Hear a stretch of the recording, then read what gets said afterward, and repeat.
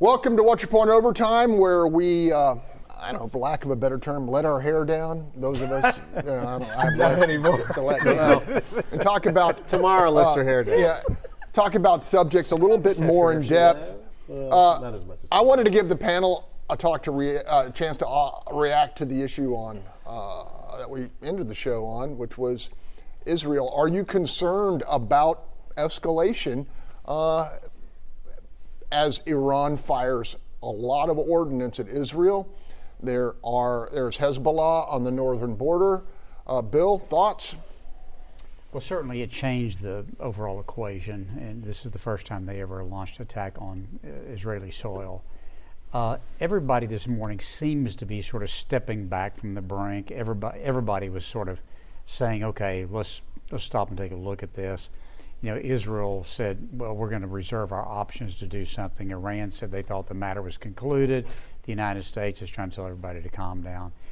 I don't know what the solution over there is, but I think this constant ratcheting up of, you know, if you shoot us, we're going to shoot you, we're going to shoot more the next time, is going to go nowhere except causing a gigantic war, which is going to have ramifications all over the world, including gas prices here, by the way.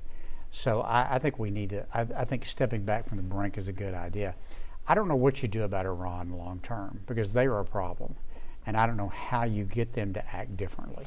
Look, I mean, it's pretty common knowledge that the public in Iran feels as if that this is a repressive regime. They don't have a lot of popular support, and yes, they've got iron control. I saw you nodding at what Bill was saying tomorrow. Because, you know, I agree with what Bill's saying, but this is the thing. This is something, if you're not concerned about, you absolutely need to be concerned about. Because Israeli and America are tied at the hips, whether you like it or not, don't like it. The people who don't like them don't like us. And I'm telling you, they are looking for us and hoping for us to bag out. Because if you don't think they're going to come here and attack, then 9/11 didn't happen. Because I'm telling you, if we don't stop this, this is going to spread. You know, I pray all I can, but what bothers me is I don't do social media. I ain't never gonna do social media. And when I hear young people talk about on social media, they're being told that the Palestinians are the innocent people. Let me tell y'all something. They started this, okay? They went and attacked Israel when Israel was not attacking them. I have told you all before, 6th grade, GTO, girls taking over. That was my game. We didn't start no crap we couldn't finish. So when you start something, don't tell somebody you went too far, you shouldn't keep killing. When United States of America dropped the bomb on Hiroshima and Nagasaki, did we say, oh God, I hope no kids die? You do what you have to do to stop your enemy from moving forward. This is historically the way it has been done. I'm sorry. It is the place where we are in this scenario. And this is not going to end well. I am very concerned about this and where it is going. And as Bill said, it keeps escalating. But don't take your eye off of what's happening in Israel. Charles, you have been concerned that the United States would be sucked into a larger conflict, calling for more resources and potentially the involvement of our military forces. Our military forces were involved in this, along with Britain and France and the Jordanians. What's your take this morning? Honestly, I don't know. I really don't. I don't know what to say. I've just been kind of watching it and trying to take it all in. So I was going to pass my time to Sergio because I really don't have anything valuable to say. I don't. And that's fair enough. That's fair enough at that time. Sergio, any thoughts? And then I'll go to Bill. You know, since the beginning of times we've had wars, and we're going to continue to have wars, whether who starts it, who doesn't. The deal is that Martin Luther King said it best, and the president and others have called for a ceasefire because there's victims on both sides. Innocent children and women on both sides. The issue is Martin Luther King said it best. You know, we want to strike back, and if you hurt me, I hurt you. An eye for an eye makes everyone blind. Okay, Gary. Okay. Well, here's what the problem is. And by the way, don't forget about the hostages. Remember, both 6 sides. months ago, we're not even sure how many are alive. I think a number of them have been killed. none. That's how the war started. Okay. Israel has a right to defend itself. This constant call for ceasefire, ceasefire, and then the other thing: why is Israel responsible for feeding the Palestinians in Gaza? If you look at the history of war, that never happens. Yet they were doing it, and they wanted to do it because they have higher standards. But the whole double standard and the administration's flip-flop, the verbal threats. I mean, what happened to quiet diplomacy? Giving advice, but not publicly. But of course, we're dealing with a presidential election where the administration's worried about losing Michigan, Minnesota, maybe Nevada because of Muslim vote. It's inexplicable. In terms of what to do in this situation, look, these people are not rational. We're not dealing with rational people on the other side in Iran. We're not, or Hezbollah, or Hamas. Hamas is told clearly their goal is to kill more Jews in Israel. Once they finish there, they'll probably come to America. And by the way, once they finish with the Jews, they're going to kill the Christians next. That's what they've said. Why can we not listen to what our enemies tell us? Here's what they respect. Ronald Reagan had it right. Peace through strength. You get so strong, they're not going to mess with you. So where I disagree with Bill, I would respond to what Iran did. I would hit them 3 or 4 times what they hit Israel. I'd blow up their refineries. I'd blow up their oil fields. I'd go blow up their nuclear program. Yeah, but, then they will get the message. They will get the message. Otherwise, their goal, remember, and America start paying $10 a gallon for gasoline. America is the great, America, consequences to but these America things. is the great Satan. They keep saying that about us. Why can't you believe it? They want us dead. That's what they want. Well, I get. Wait a second. I want to hear Bill's response to go that. ahead. Look, the problem is there are consequences to these actions, you know. Right. This is not like, and by the way, you're not going to wipe out Iran. Iran's not going to disappear as a country. There's 170 million people there. You're going to go kill them all? I mean, that's just, I mean, you just can't, there's got to be a resolution where there is, you know, mutual existence over there. Now, I don't know how you get there from here. Who do you talk to, Bill? They're interested in killing Jews in Israel. Well, you know, the Interested in killing 100-year America. crusade wars didn't solve anything. So why is this going to solve This is anything? not the Crusades. No, This this is but not. if you're placing it on religion, Look, on, you all- here's on the Jews problem. and Christians, same thing. Don't talk at the same time. Here- Finish what you have to No, say. I just said, you know, again, we need peace. We need ceasefire. The 100 years of crusade wars of religious Muslims, Christians, and Jewish people fighting amongst each other, what did that solve? Okay. Well, the reality is that the Iranians have funded Hamas, and the Iranians have funded Hezbollah. They're the bad player over there. There's no question about that. But the question is, how do you go about changing the behavior of that country? You're not going to go kill 170 million people. No. And nobody's And by the advocating way, it. I'm not, you know, you talk about this regime not having a lot of support, but they were out cheering in the streets last night because of the attacks that Iran launched, you know, in Tehran. Look, I'm listening to the news reports of people on the ground in Iran, you know, and that people live in fear of It's a this police regime. state. It's a police state. Go ahead, Charles. No, well, I mean, I was going to ask, to your point, when you were saying fire back, are you talking about us or Israel? I think the U.S. should be supporting Israel here, and that would reestablish our deterrence. Here's the problem: America, you know, when we attacked Iran, attacked the surrogates, when our people got hit. Remember, they were having them firing at us. They let the Iranians know before we hit them to get their people out of there. That's not deterrence. We've given them what, except they've 40 or 50 or 60 billion dollars that Trump had kept away from them. In fact, they were actually under control under Trump, maybe because Trump is so unpredictable. Now they think they're going to get away with everything with Biden. So we have no deterrence. And by the way, the other problem. By the way, the other problem is that we don't talk about. They don't deter, they just bump the heck out of them. Well, and I think that's where I'm split, because it's like I don't have a problem with Israel defending itself, but my question is to like Bill's questions. There are so many consequences that we then have to live with for us getting involved in it, and so I don't. Instead, you let them do this. You let them continue to arm Hezbollah. You let them continue to help Hamas. Who's Well, going no, I mean, I'm and not the saying that, but what I'm Houthis. saying is if we were to get involved in what Russia and China get involved on the other side, then we easily walk into. China is not getting involved because China cares about is oil. They just want their oil. They don't care about anything else there. But it's a big problem. I mean, we say There that, is but if we no get into a world war, leadership. they're going to get The involved. Biden administration is not providing leadership. The people who I don't, run how our can you foreign say that? I policy mean, don't know what they're doing. we got more military assets surrounding Israel right now than we've ever had in the history of this country. not Right using now, Israeli they shot is- down a third. The U.S. Okay. shot down a Sure third did. of the incoming Okay. missiles Yes, last night. they couldn't. If they weren't over there, I they mean, couldn't have God, I done that. don't- So you don't know. say he's not putting people over there. Don't I say they're don't not know. doing Saying nothing. No, Because they're they not shot doing, down the. they're not doing enough. That's my position. Israeli military is Can I a make this point superior for a second? military. Okay, hold on. This is sort of a strategic issue that Yeah. nobody's paying much attention to. But if you follow, there's all this open source intelligence now on the internet that you can But find. is it true? What is really fascinating about both the Ukraine war and what's going on over there right now is basically both sides are testing out a bunch of new technology about launching missiles about and intercepting business. missiles and seeing how well these systems work. And so far, all the American stuff is working much, much better than everybody else's stuff. Yeah. It's really sort of a fascinating subplot that's going on in this. And one of the reasons that we're so anxious to get equipment over there, and this is something that, you know, the congressional Republicans just aggravate the life out of me of, because while we don't want to send anything over there, one of the reasons we're sending it there is our military wants to test it and see how effective it is. So if we ever have to use it to defend ourselves, know whether this stuff actually works or not. Looks like the Iron Dome is a pretty hard top. Yeah. They want, the other thing military wants is new stuff. So they're sending all the old, they would send all the old stuff to Ukraine.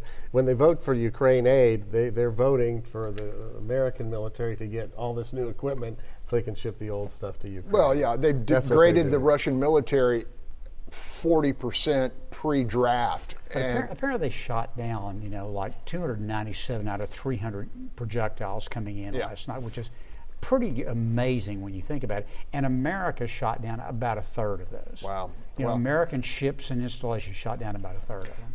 Okay, hey, we got 2 minutes till we go to a break, and I want everybody to hang with us, but we're paying some bills here. Yes. And it means that you guys are watching. We appreciate that. Troy Finner. Listen, back to we bringing up HPD again. I'm very grateful to Chief Finner for bringing this all to light, because he threw the whole sheet off of that. Now y'all have to remember, as I said, this started in 14. This did not start in 16. People like to say that because they hate Turner, so they want to put as much mud on him as they can. Well, and to be clear, it started before 14. That's just when we found out. Exactly. But I'm saying the first time we heard about it was Chief McClellan. He was the one who gave the testimony. I don't know how far, or even in his testimony, if he said how far back it went. But this started at HPD in 2014, okay? I don't know how this could have happened with Bill White, because he was the one that lifted the tax revenue to get money for public safety. So, but anyway, this goes far back. But, Chief Finner has been at HPD, you all know, over 30 years in patrol. I tell you, HPD, and many citizens don't know this, you got investigation and you got patrol. They rarely ever counter across each other. In investigation, they knew what they were doing. And I'm telling you, some of the officers involved in this are not there anymore, but they're the puppet master. They pulling the strings. So you all gonna see how this come. And then you have this card that nobody wants to talk about, that is even in HPD and has been in there going generations back. And that is the race card. This absolutely has something to do with the way that this is being done. But Chief Finner, they couldn't say nothing about his record, because he has a great record as an HPD officer. Many officers do not. And so that is the part, y'all need to look at this, because he said it then and I'm saying it now. The victims, let me tell y'all something. I have many, unfortunately, college friends who were sexually assaulted. And you find out that they had the DNA and this person didn't get arrested, how would you feel? We're going to take a quick commercial break. Welcome to What's Your Point Overtime. We're back with our whole crew. Dr. Sergio Lira had the opportunity to travel across our border to Mexico and spend a significant amount of time with family in Nuevo León near Monterrey. And I've been curious to get your sense. I knew you gathered intel and got the perspective of Mexican citizens as they watch what's going on the border and across the border, and our reaction to the activities of the cartel, to the huge influx of migrants from all over the world, all over Central America, the Caribbean, some from Africa, some from Asia. What's their perspective? Oh, I've not been back to Monterrey, Mexico for 7 years. Wow. The last time I was there was a heightened level of tension, and you can feel the presence of the military. It was really pretty much a country under siege, but now completely different. It's day and night. I went to Monterrey. There's booming business, American businesses building townhomes, welcoming. As soon as I crossed the border, I felt welcome. Traveling all around the southern part of Mexico, I felt safe. There's military checkpoints on both sides. And also, I realized that, the perception from them is, why do they hate immigrants? There's a labor shortage up there.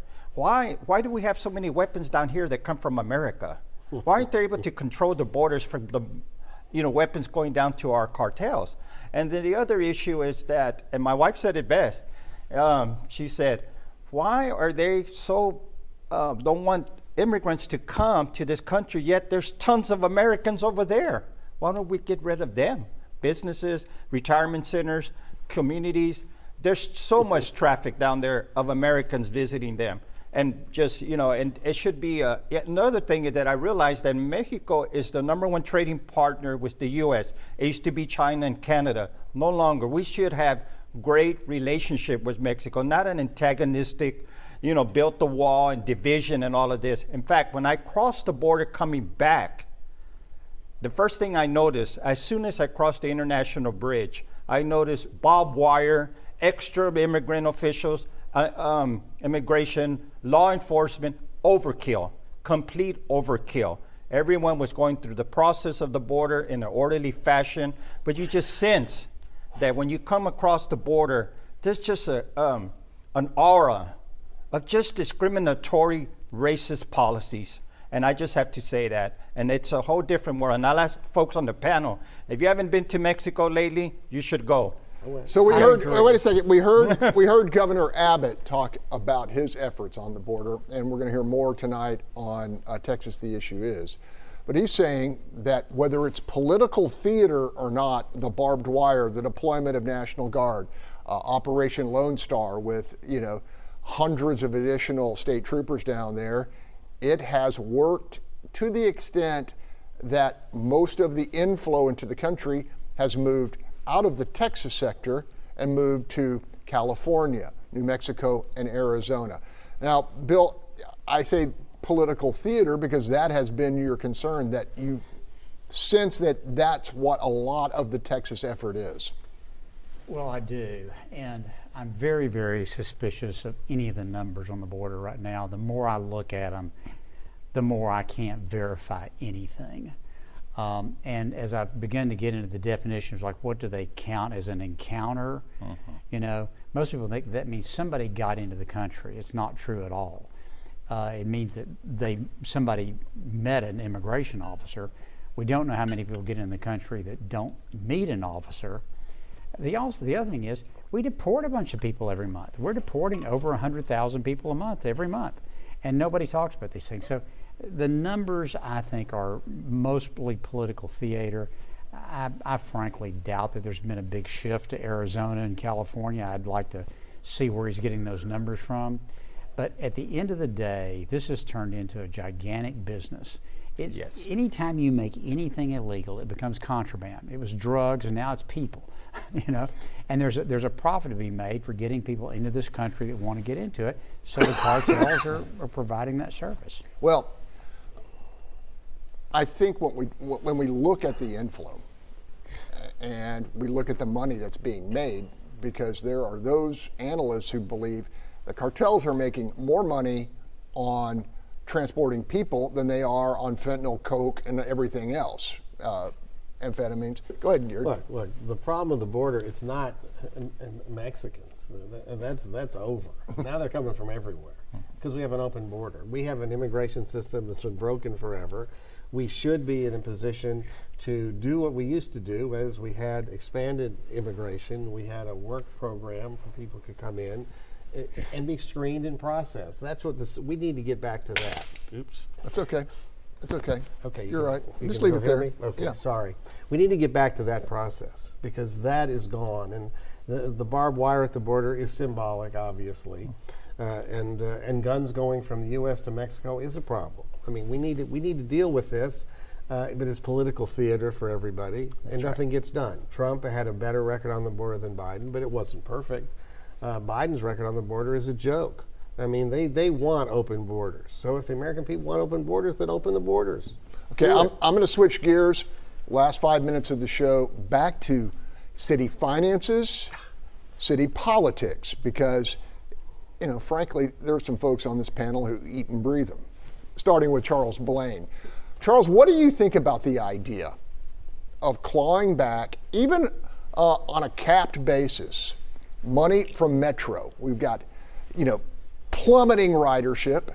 We give them $1 billion a year. We've got some big holes in the budget, and pulling back, for the next 3 years, $250 million a year to get some fundamental things fixed in the city, including, funding the firefighter settlement, getting maybe a little more money to the city workers, as well as the new HPOU contract.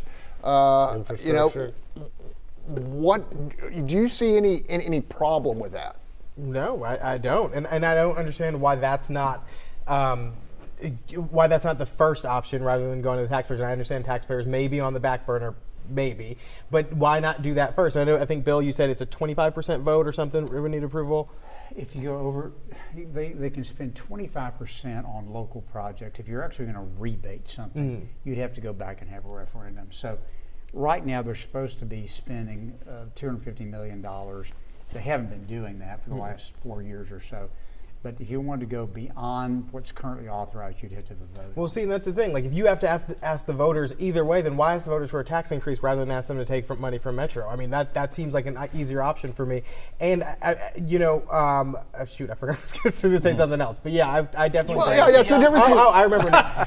And there's so much money being left on the table. Right. This past week, Fred Flickinger, Councilmember District E, was talking about how they have this squatting issue on the south side of the district. Wow. They couldn't figure out how to get these people out. The place had a senior exemption because it was a senior who lived there and they died, and it was never reported. So this house had this exemption, and apparently this happens all over, where it's not automatically reported. These exemptions aren't pulled off of property. Right. So you're leaving all this. There's so many areas like that where we leave money on the table, and if we did a little effort to find that before we ask taxpayers, I think that's okay. Look, Mark Jones in his latest survey, and Bill thinks it's even lower than this, say 3% of Houstonians use Metro to get to work.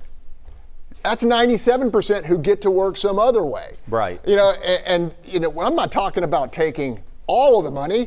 I'm talking about clawing back $250 million out of $1 billion a year. We can still get that 3% to work every day. Have we taken a look at the Metro budget to see whether or not $250 million is enough to take away? What do they need to provide services for the 3% that use it?